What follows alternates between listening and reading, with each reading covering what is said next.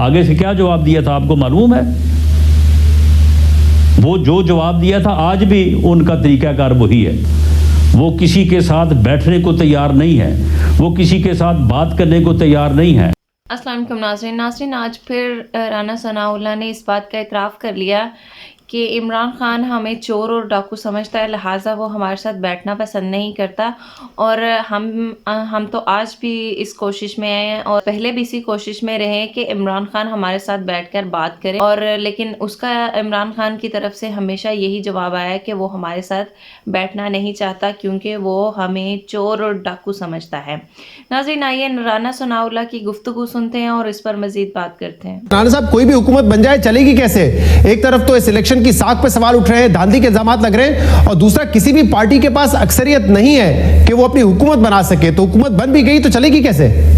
ये मामला जो है ये इस तरह से बिल्कुल आगे नहीं बढ़ेंगे और इस तरह से मामलात जो हैं वो बिल्कुल आगे नहीं चल सकते।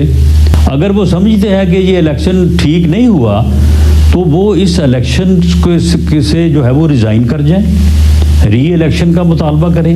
पीटीआई का ये कहना है कि हमारे पास असली फॉर्म 45 है लेकिन फॉर्म 47 में जो है रद्दोबदल किया गया, इसलिए हमारे लोग हारे हैं। लेकिन एक बात तो कंफर्म है ना, जिसपे आप लोग तनकीद नहीं कर रहे हैं, खासतौर पे नून लीग के इलेक्शन कमिश्नर ऑफ पाकिस्तान ने जो तरीकेकार तय किया था कि हम नताइज कैसे देंगे, कि हर पोलिंग स्टेशन के बाद जो फॉर्म 45 है वो छापा जाएगा, इसके बाद रिटर्निंग ऑफिसर फैसला सुनाएगा और नतीजा देगा उस हल्के का। लेकिन ऐसा हुआ नहीं। सारे नताइज जो इलेक्शन कमीशन ने खुद रख लिए अपने पास, आरओ को रिजल्ट नहीं देने दिए और बड़े ताखीर से, यानी कि 24 घंटे की ताखीर के बाद भी रिजल्ट जो है वो आ रहे थे, 48 घंटे तक आ रहे थे। तो कम से कम इलेक्शन कमीशन की जो नालायकी, लापरवाही है वो तो सबके सामने है, उस पर तो आप सब मिलकर आवाज उठा सकते हैं ना। मामला ये है कि अगर तो इनको इलेक्शन ठीक नहीं लग रहा तो फिर बाहर आए ना, बाहर आके कहें कि जी दोबारा इलेक्शन करवाया जाए। राना साहब, अगर ये बात है कि जहां पे हम जीत गए वो ठीक हो गया, में तो ये जहां पे हम हार गए हैं तो फिर वही बात है कि मैं किसी को नहीं छोड़ूंगा, मैं किसी और को नहीं देखना चाहता। मैं चाहता हूं कि असेंबली में हर जगह पे मैं खुद ही हूं, बाकी और कोई नहीं होना चाहिए।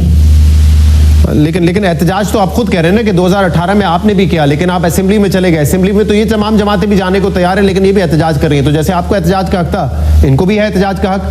लेकिन उनके एहतजाज की काल इस तरह से नहीं है। वो किसी के साथ बैठने को तैयार नहीं है, वो किसी के साथ बात करने को तैयार नहीं है।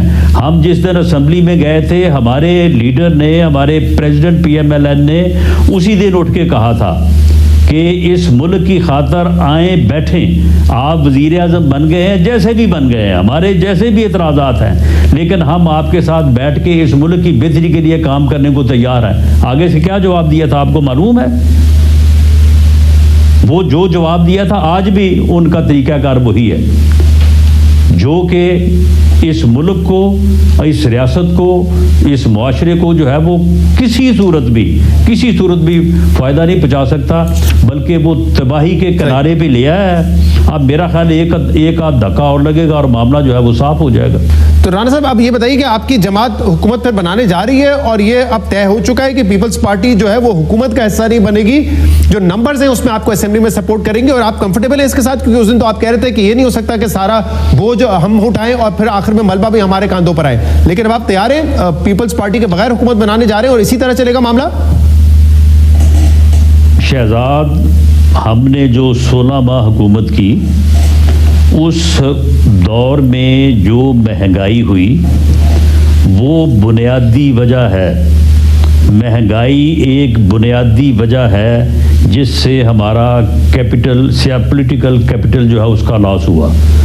दूसरे नंबर पे भी महंगाई ही वो वजह है with in bracket utility bills. हर महीने जब बंदे को बिजली का बिल जो पहले 13,000 आता था, अब जब 43,000 आता है ना, तो वो फिर हमारे लिए कोई अच्छी बात नहीं करता। और तीसरे नंबर पे जो इन्होंने फिर अपना विक्टिम कार्ड जो है वो खेला। बाकी जो होना है वो हमें अब नज़र आ रहा है, उसमें कोई इतना ख़ास अब हाम रह नहीं गया। सही, मतलब without people's party, in short without people's party आप लोग वफाकी हुकूमत बनाने के लिए तैयार हैं? अगर पीपल्स पार्टी हमारे साथ शामिल नहीं होती, सिर्फ वो जो है वो एक साइड पे होके मामलात को देखना चाहती है और ये चाहती है कि उसका कोई नुकसान ना हो, जो नुकसान हो वो हमारा हो। तो इस तरह से ये काम चलेगा नहीं। मेरी ज़ाती राय ये है कि इससे कोई बेहतर सूरत पैदा नहीं होगी। सही। और आपने कहा कि महंगाई बहुत बड़ी वजह है जिस की वजह से आप लोगों को वोट उतना नहीं पड़ा या उतनी सीटें आपने नहीं जीती, जबकि आप ये बयानिया भी लेके गए आवाम के सामने कि ये इमरान खान का क्या दरा है, पीटीआई का क्या दरा है, हमारा नहीं है, लेकिन लोगों ने अक्सरियत में आपकी बात नहीं सुनी। लेकिन वहां तक मामला पहुंचा कैसे, इस हवाले से कल मौलाना फजल रहमान साहब ने कुछ अहम बातें की हैं। उन्होंने ये इल्जाम लगाया है कि ये सारा जो वोट ऑफ नो कॉन्फिडेंस का मामला था ये बेसिकली जनरल बाजवा और जनरल फैज ने जो है वो तैयार किया था। कल उन्होंने जनरल फैज कहा था, आज उन्होंने कहा कि नहीं वो नहीं थे, दूसरे उसमें अशखास मौजूद थे। लेकिन वो कह रहे हैं कि हम तो सिर्फ मोहर लगाने वाले थे, पीपल्स पार्टी, नून लीग या JUIF, हमने मोहर लगाई, असल में ये इनिशिएटिव जनरल बाजवा का था।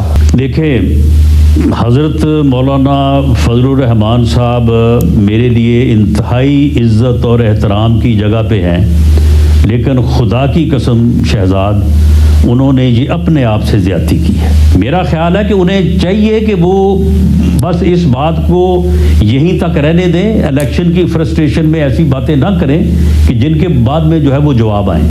नाज़रीन, ये होता है लीडर जो कि अपने प्रिंसिपल्स को कभी नहीं भूलता और अपने प्रिंसिपल्स पर डटा रहता है। नाज़रीन, याद रहे कि इमरान खान ने हमेशा ये कहा है कि ये लोग चोर और डाकू है, मैं इनके साथ कभी इत्तेहाद नहीं करूँगा और कभी भी ऐसा फ्यूचर में भी मुमकिन नहीं है कि मैं इनके साथ इत्तेहाद करूँ।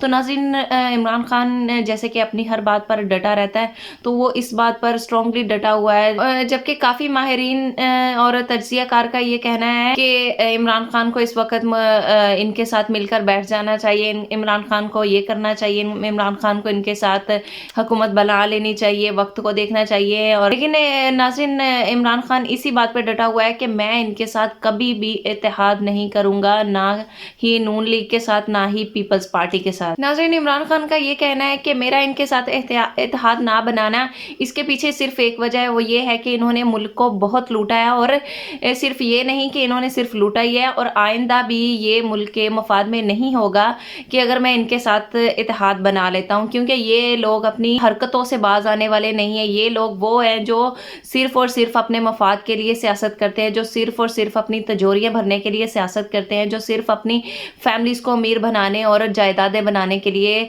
सियासत करते हैं। तो मैं इनके साथ हरगिज़ इत्तेहाद नहीं करूँगा। नाज़रीन, नून लीग जो हमेशा से इमरान खान के खिलाफ थी और आज भी इमरान खान के खिलाफ ही है, लेकिन आज उसको इमरान खान की बहुत शिद्दत से ज़रूरत महसूस हो रही है और एड़ियाँ रगड़ रही है कि इमरान खान इनके साथ इत्तेहाद कर रहे, इमरान खान किसी तरह कॉम्प्रोमाइज़ कर ले, चाहे वो वज़ीर आज़म बन जाए और हमें भी फ़ायदा दे और ख़ुद भी फ़ायदा ले। और नाज़रीन, इमरान खान जानता है कि नून लीग का ये मौक़िफ़ है कि किसी तरह से दोनों मिलकर हुकूमत बना ले और कुछ वो लूटे कुछ ये लूटे। लेकिन नाज़रीन, ये नून लीग ही नहीं जानते कि इमरान खान का ये शेवा ही नहीं है कि मुल्क को लूटा जाए।